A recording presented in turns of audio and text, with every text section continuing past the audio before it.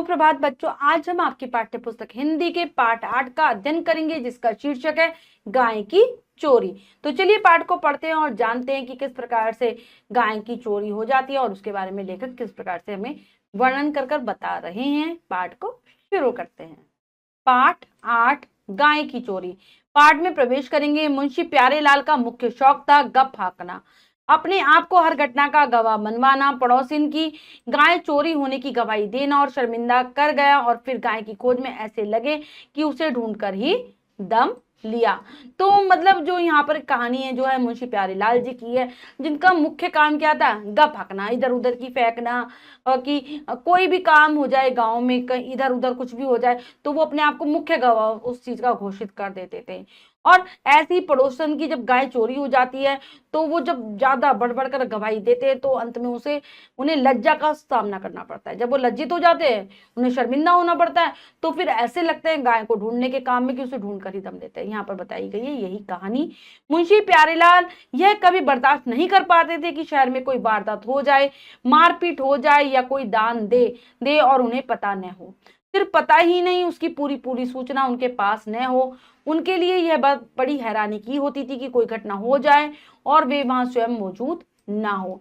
तो मतलब ये आदत थी उनकी, मुंशी प्यारेलाल की, कि अगर कुछ भी उनके शहर में कोई भी घटना घट जाए, मारपीट लड़ाई झगड़ा कुछ भी हो जाए, या कोई किसी को चाहे दान में भी कुछ दे दे और उन्हें ये बात पता ना चले, तो ये वो चीज बर्दाश्त नहीं कर पाते थे, सहन नहीं कर पाते थे। क्योंकि उन्हें चाहिए था कि जो भी चीज हो रही है उनके आसपास, उनके इलाके में, तो उसकी पूरी खबर उनके पास हो। और उनके लिए मतलब और उनके लिए ये बात भी बड़ी आश्चर्य की होती थी कि कुछ हो गया और उन्हें पता नहीं चला। बड़ी हैरानी की बात है। वे उस स्थिति की कल्पना ही नहीं कर सकते थे जिसमें कोई दुख या विपत्ति टूट पड़ी हो और उसमें उन्होंने हाथ न बटाए हो, झगड़े को रफा दफा न किया हो, घायल को अस्पताल तक छोड़ने न गए हो। एक ही वक्त में दो घटनाएं हो जाए तो पता नहीं कैसे जोड़ जोड़ कर वे तुक बिठाने की कोशिश करते कि वे किन किन जरियों से अचानक और आश्चर्यजनक रूप से वहां पहुंच ही जाते थे। तो मतलब ऐसी स्थिति की वो के बारे में वो सोच भी नहीं सकते थे कि शहर में कुछ हुआ, किसी के ऊपर दुख आया, परेशानी आई और उसमें वो मौजूद नहीं रहो। किसी मतलब हर चीज में वो हाथ बटाना चाहते थे। कोई झगड़ा हो तो उस झगड़े को रफा दफा करना है, कोई घायल हो गया, बीमार हो गया, उसे अस्पताल ले जाना है। और अगर एक साथ कोई दो घटनाएं हो जाए उनके शहर में तो पता नहीं उसमें भी वो कैसे ना कैसे कर कर पहुंच ही जाते थे दोनों जगह पर। वैसे भी अपने घर के बरौठे में चश्मा लगाए खाट पर पालथी मारकर बैठे क्षमा की पहेलियां भरते रहते थे और आते जाते को चश्मे के भीतर से चोर की नजर से ताकते रहते। तो घर के बाहर जो बरामदा था वहां पर वो हमेशा चश्मा लगाए बैठे रहा करते थे, आते जाते लोगों को देखा करते थे चश्मे को हटा हटा कर। और उनकी यहाँ एक पत्रिका आती थी क्षमा, जिसमें जो पहेलियां आती थी उनको भरते रहते थे। पास के कटरे में बर्फ वाले शुक्लाल ने किसी बात पर अपनी पत्नी पर हाथ उठाया था। खबर तो यहाँ बिजली की तरह फैलती है। डॉक्टर साहब मंडी से लौटे तो मुंशी जी से दुआबंदी हुई और बात चल पड़ी। पास की जगह थी कटरा, वहां पर बर्फ वाला रहता था और उसने किसी कारण से अपनी पत्नी पर हाथ उठा दिया था, पत्नी को मार दिया था। और खबरें तो एक दूसरी जगह पर पहुंचती ही हैं जैसे बिजली। तो जब डॉक्टर साहब लौट कर आ रहे थे बाजार से, मंडी से सब्जियां वगैरह लेकर, तो उनसे मुंशी जी की दुआ सलाम होती है और फिर यही बात चल पड़ती है। मुंशी प्यारेलाल कह रहे थे, भाई है बड़ा जुल्म है, इन लोगों की आदत ऐसी होती है कि चार पैसे पास होते ही दिमाग सातवें आसमान पर चढ़ जाता है। सुक्कू ने बिना वजह अपनी औरत का सिर फोड़ दिया है, वह अस्पताल में पड़ी है। कब? तो मुंशी प्यारेलाल ये खबर फैला रहे थे डॉक्टर साहब को बताकर कि इन लोग तो छोटे लोग होते हैं, इनकी आदत ही ऐसी होती है, थोड़ा पैसा आया तो दिमाग सातवें आसमान पर चढ़ जाता है, यानी कि बहुत ऊंचा उड़ने लगता है दिमाग। और बिना कुछ सोचे समझे अपनी पत्नी का सिर फोड़ दिया, अस्पताल में है, ये बता रहे होते हैं। तो डॉक्टर साहब को तो कुछ पता ही नहीं था। वो कहते कब?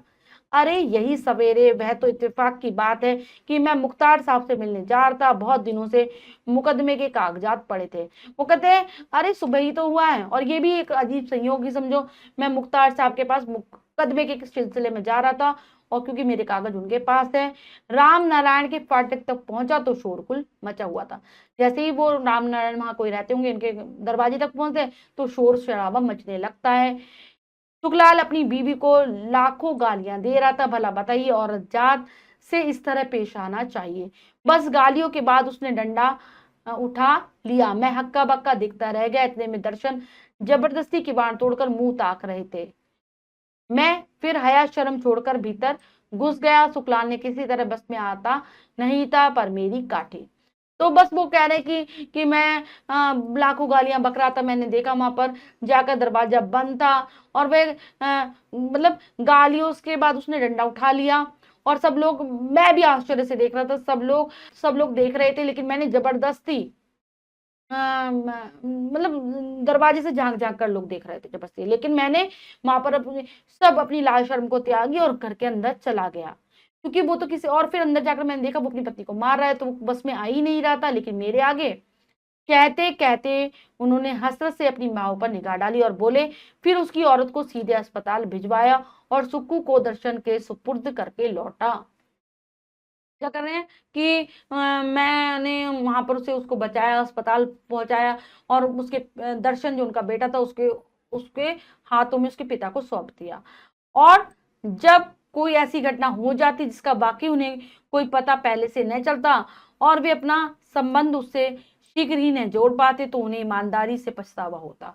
फौरन निकल पड़ते और इधर उधर बहसियों की तरह घूमकर जो कुछ पता चलता मालूम कर लेते, बस तभी उनको संतोष होता। और कई बार ऐसी घटनाएं भी हो जाती थी जिसके बारे में उन्हें कुछ पता ही नहीं चलता, तो क्या करते, वो स्वीकार करते कि उन्हें ये बात पता नहीं है, लेकिन निकल पड़ते उसकी खोजबीन में, सारा कुछ घूमते रहते, उसके बारे में जो कुछ पता चलता मालूम करते और तब जाकर उन्हें शांति मिलती थी। कोई बात यदि मुंशी प्यारेलाल को पहले से मालूम हुई तो फिर उसका और भी अधिक प्रचार होता, क्योंकि वे तंबाकू वाले की दुकान से लेकर कोयला ठेकेदार के गोदाम तक और वकील साहब के नौकरों से लेकर मुक्की कपड़े वाले की दुकान तक जो भी मिलता उसे चर्चा छेड़कर कुछ ना कुछ जानने की कोशिश करते। फिर जितना मालूम होता उसमें अपने से कुछ जोड़कर सुनाते जाते और आगे की बात मालूम करते जाते। तो ये आदत थी उनकी कि अगर कोई बात उन्हें पहले से मालूम है तो उसका और अधिक प्रचार प्रसार होता, सारी तरफ उसको फैला देते। और चाहे वो तंबाकू वाले की दुकान से लेकर कोयला ठेकेदार के गोदाम तक के जितने भी लोग मिलते सबको, वकील साहब के नौकरों से लेकर मुक्की कपड़े वाले की जो दुकान है, जो भी मिलता रास्ते में सबको बताते बताते जाते, खुद अपनी तरफ से बताते, कुछ उनसे सुनते, फिर उसको जोड़कर आगे बढ़ाते बढ़ाते पूरी बात जब तक उनको मालूम न चल जाए उन्हें चैन नहीं मिलता था। यह क्रम तब तक चलता रहता जब तक वह बात बिल्कुल उनकी अपनी न हो जाती। वे तब तक शांत न बैठती जब तक उसके सहनायक बनकर उस बात को सुना ना देते। तो मतलब तब तक वो जानते पूछते रहते, कोशिश करते रहते हर चीज उस बात के बारे में जानने की, जब तक उन्हें लगता कि मेरी बात ही नहीं है, मैं उसके, मेरा भी कोई किरदार है उस बात के बीच में। मतलब ऐसी आदत थी उनकी। एक रात ऐसा हुआ कि छप्पर वाली बूढ़ी की गाय चोरी हो गई। बूढ़ी तो सोती रही और कोई गाय खोलकर ले गया। मुंशी प्यारेलाल बगल वाले चबूतरे पर चटाई बिछाए सो रहे थे। सुबह जब बूढ़ी ने रोना पीटना शुरू किया तो लोग जमा हो गए। मुंशी जी कांच लगाते हुए छप्पर में जमा लोगों के बीच घुस गए। बूढ़ी रो रही थी और एक आदमी पूछ रहा था, यहीं बंधी थी और तुम कहाँ सो रही थी?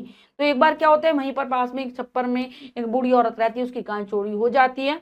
मतलब बूढ़ी बूढ़ी को पता ही नहीं चलता, चुपचाप कोई गाय खोलकर ले जाता है। मुंशी जी को पता ही नहीं चल पाता क्योंकि वो बगल में ही चबूतरे पर चटाई बिछाकर सो रहे होते हैं। सुबह सुबह जब बूढ़ी औरत रोना पीटना करती है, शोर मचाती है, तब उन्हें पता चलता है। और भीड़, लोगों की तब तक भीड़ लग चुकी होती है, लेकिन वो बीच में घुस जाते हैं। तो लोग जैसे पूछते हैं वैसे ही पूछ रहे होते हैं, यहीं बंदी थी, तुम कहाँ सो रही थी, ऐसे लोग खोजबीन कर रहे थे। मुंशी जी फौरन अपनी तरफ बात मोड़ते हुए बोले, अरे सभी यहीं सोते हैं, मैं खुद यहीं चबूतरे पर सो रहा था। फिर बात को बड़े अंदाज से घुमाते हुए बोले, यह गाय जरूर रात 2 बजे के करीब खोली गई है। कुछ आहट उस वक्त हुई थी, मैं तो बगड़ा चौकन्ना सोता हूँ, इधर उधर देखा पर कुछ नजर नहीं आया। सोचा हवा होगी, उसके थोड़ी देर बाद फिर खुरखुराहट सुनाई पड़ी। अब यह तो उस वक्त नहीं सोचा कि शायद अपने थान पर उठक पटक मचाई है, मच्छर परेशान कर रहे होंगे। तो हम वो क्या फिर अपनी तरफ ही घुमा लेते हैं बात को कि शायद 2 बजे चोरी हुई होगी, हल्की सी आवाज तो आई थी, लेकिन मैंने सोचा कि ऐसी हवा चल रही है, मैं तो बहुत ध्यान से सोता हूँ, और फिर कुछ खुरखुराहट की भी आवाज आई, लगा मुझे कि मुझसे मच्छर काट रहे हैं, इसलिए वो उठा पटक कर रही है। तो पुलिस में खबर करो ने, आज यह अजीब बात इस गली में सुनाई पड़ी है। भीड़ में से किसी ने कहा। तो कोई एक आदमी कहता है कि चलो पुलिस को खबर करते हैं, आज की अजीब ही हो गया हमारी गली में। तो मुंशी जी ने पुलिस का नाम सुना तो थोड़ी आंखें मिचमिचाई, जैसे आंख पूरी तरह से खोल रहे हो।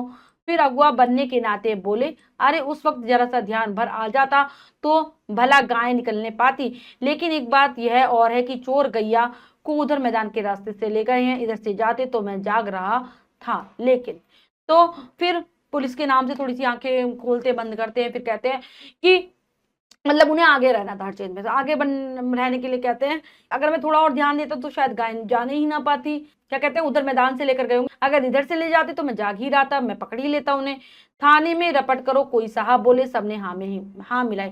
तो लोग कहने लगते हैं थाने में पुलिस में रिपोर्ट लिखवाओ। थानेदार तहकीकात और मुआयना के लिए आया तो मुंशी जी को बयान के लिए पुकारा गया। मुंशी प्यारेलाल निकल तो आए पर उनका चेहरा फक था, लगता था जैसे बड़ा जब्र करके बाहर आए हैं। जब थानेदार ने उनसे पूछा, आपको जो कुछ गाय की चोरी के मामले में मालूम है वह सब बता दीजिए, तो मुंशी प्यारेलाल का बदन कांपने लगा और आंखें फैल गई। उन्होंने जैसे असह्य पीड़ा को झेलते हुए अपने चारों ओर खड़े लोगों को देखा और एक क्षण के लिए खामोश हो गए। जब थानेदार ने दोबारा पूछा तो उनका बयान कुछ इस तरह था। तो फिर थानेदार साहब आते हैं छानबीन करने के लिए, पूछताछ के लिए मुंशी प्यारेलाल को बुलाया जाता है, लेकिन एकदम उनका चेहरा एकदम फक था, मतलब जैसे कि एकदम उनमें खून ही ना हो, ऐसे हो गए थे। जबरदस्ती ऐसा लगता है कि जबरदस्ती बाहर आए हैं। और फिर थानेदार कहता है कि जो कुछ मालूम है बताओ, चोरी हुई है गाय की। तो वो क्या करते हैं, उनका उस समय ऐसा लगता है बदन में थरथराहट आ गई, कंपन फैल गई और आंखें भी चौड़ी हो जाती हैं। वो अपनी इस ऐसा लग रहा है कि जैसे उन्हें बहुत कष्ट हो रहा है और उसको वो जबरदस्ती झेल रहे हैं, फिर एकदम चुप हो जाते हैं। तो जब वो दोबारा से बयान देते तो इस प्रकार होता है, मैं तो हुजूर भीतर मकान मकान में सो रहा था। दरअसल बात यह हुई कि सुबह के आसपास एक बड़ा डरावना सपना देखा। घर सुनसान था तो तड़के ही चटाई लेकर यहाँ लुढ़क गया। घर में बड़ा डर लगता था। जब सवेरे आंख खुली तो जो सब लोग बात कर रहे हैं वही मैंने भी दोहरा दी। मुंशी जी कहते जा रहे थे और उनकी गर्दन नीचे झुकती जा रही थी, नजर एकदम जमीन में गड़ाए हुए। उन्होंने बड़ी मुश्किल से कहा, हुजूर मैंने और कुछ नहीं देखा।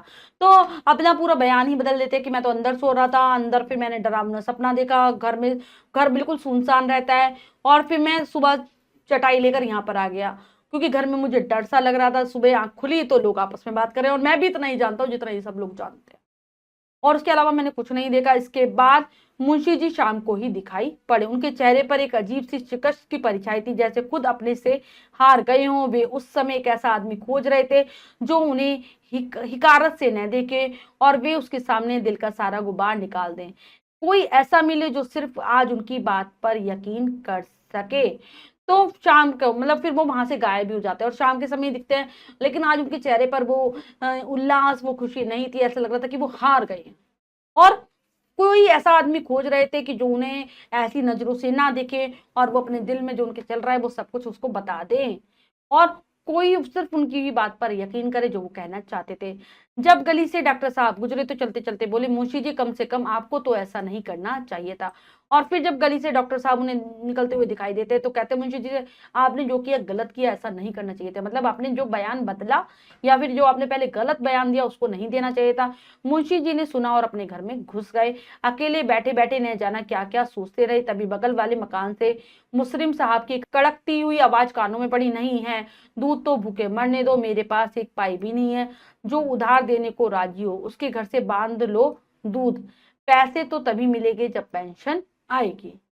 तो अपने घर में घुस जाते हैं। बगल वाले मकान से उन्हें आवाज आ रही होती है कि दूध नहीं है तो बच्चों को भूखे मरने दो और मेरे पास पैसे नहीं है जिससे मैं दूध मंगा सकूं, ठीक है, और कहीं से दूध मांग लो और पैसे तब दे देंगे जब पेंशन आएगी। सुबह मुंशी जी मुंह अंधेरे निकल पड़े। अगले 4-5 रोज घर पर नजर नहीं आए। एक रोज नजदीक के गांव से कोई आया तो पता चला कि मुंशी जी नगला में किसी अहीर के यहाँ फौजदारी करने गए थे। तो सुबह सुबह वो रोज निकल जाया करते थे, नजर नहीं आते थे। 4-5 दिन तक ऐसा ही रहा। तो पता चलता है कि वो नगला में किसी अहीर, यही होते हैं जो दूध वूध बेचा करते हैं, वहां पर गए थे। उनकी जमींदारी के 5-7 किसान भी उनके साथ थे। लाठी चल गई थी। सुना था कि अपनी चोरी की गाय का सुराग लगाकर वहां पहुंचे थे। कैसे पहुंचे ये कोई नहीं जानता, पर गाय उन्होंने ले ली थी। तो पता चलता है कि अपने साथ किसानों को भी लेकर गए थे और वहां पर उन्हें किसी तरीके से खबर मिली थी कि चोरी की गाय वहां मिलेगी, इसलिए वहां पहुंच गए थे। मार पिटाई हुई और उन्होंने गाय को वापस भी ले लिया था। उससे अगली सुबह मुंशी प्यारेलाल के साथ 3 आदमी और चल रहे थे और पीछे पीछे गर्दन झुकाए पूंछ हिलाती बुढ़िया की गाय चली आ रही थी, जिसकी रस्सी उनके हाथ में थी। अगले सुबह ही वो गाय को लेकर आ जाते हैं। उनके साथ 3 आदमी और थे। गाय की रस्सी उन्होंने अपने हाथ में पकड़ रखी होती है और गाय सिर झुकाकर चल रही थी। गली में घुसते ही उन्होंने चारों तरफ निहारा। सभी लोग मुंशी जी और गाय को देखकर जमा हो गए थे। चारों तरफ देखते हैं, सभी लोग आ गए थे वहां पर मुंशी जी और उसकी गाय को देखने के लिए।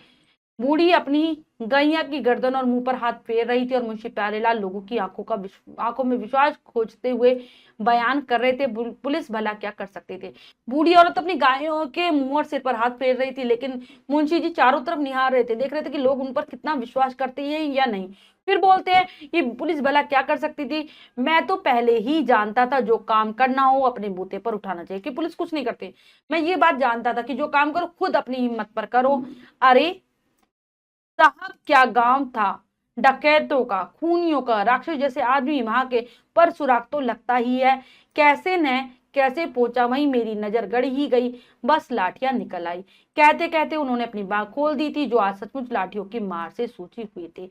कि मैं जहां से इस गाय को लाया हूं वहां पर बहुत डकैत टाइप के लोग थे, खूनी थे, राक्षस थे, लेकिन मुझे पता चल गया कैसे भी कि ये वहां पर गैया है, और मैं पहुंच गया किसी भी तरीके से वहां, और बस वहां पर तो लाठियां डंडे पड़ने लगे, और लेकिन मैंने गाय को बचा लिया। और अपनी बाहें वो दिखाते हैं, आज सचमुच उनकी बाहें सूजी हुई थी, उन्हें लाठियों की मार पड़ी थी, लेकिन उन्होंने गाय को बचा लिया था। गाय को वो वापस ले आए थे, इसलिए क्योंकि उन्हें शर्मिंदा होना पड़ा था, इसलिए वो गाय को वापस लाते हैं।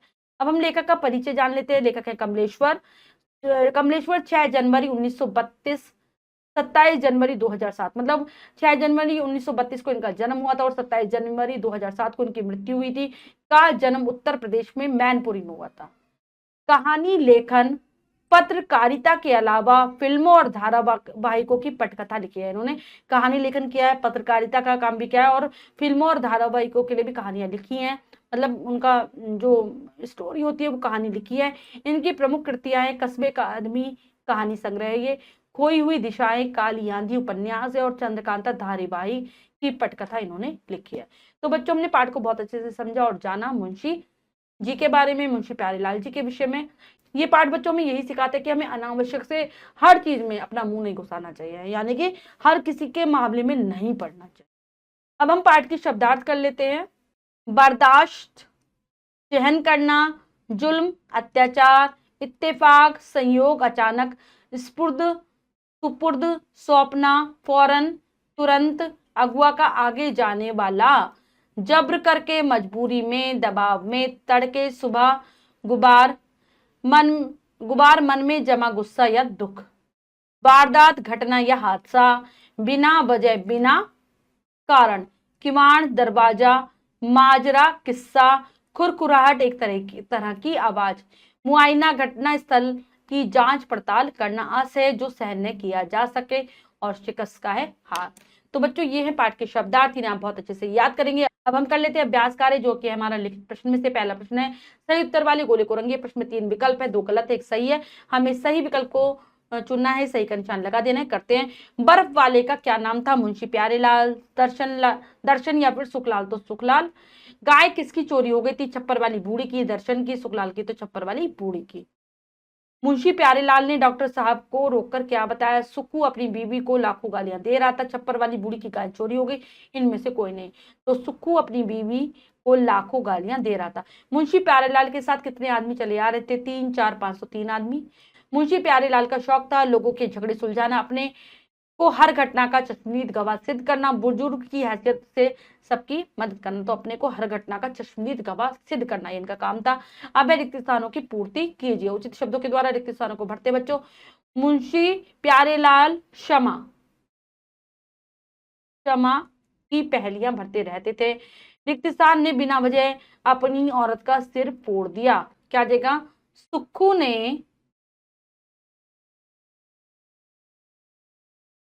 ने बिना वजह अपनी औरत का सिर फोड़ दिया। थानेदार तहकीकात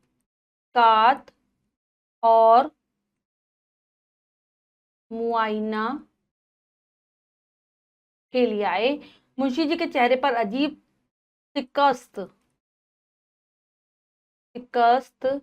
की परछाई थी। मुंशी जी नगला में किसी अहीर के यहाँ फौजदारी करने गए थे। तो बच्चों ये कार्य हमारा पूर्ण हो गया। इसके बाद अगला प्रश्न है विचार कौशल। इस प्रश्न का उत्तर आप स्वयं देने का प्रयास करेंगे।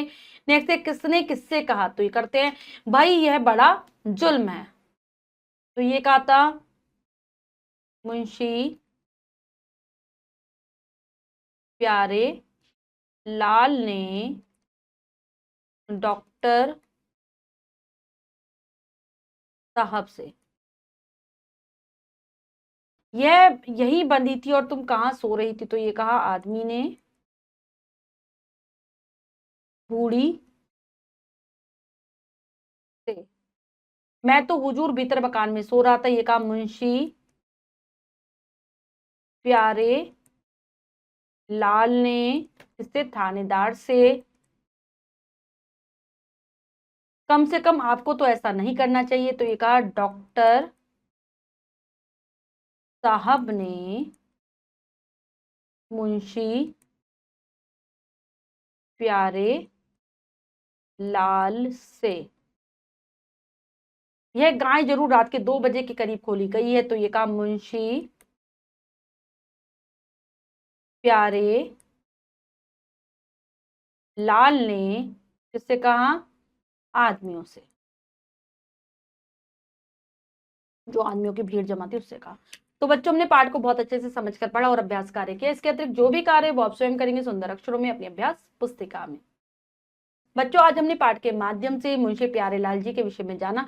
आशा करती हूँ यह पाठ आपको बहुत अच्छे से समझ आ गया होगा। पाठ को फिर से जरूर पढ़ेंगे। मिलते हैं अगली कक्षा में नए पाठ के साथ। तब तक के लिए स्वस्थ रहिए, प्रसन्न रहिए। धन्यवाद।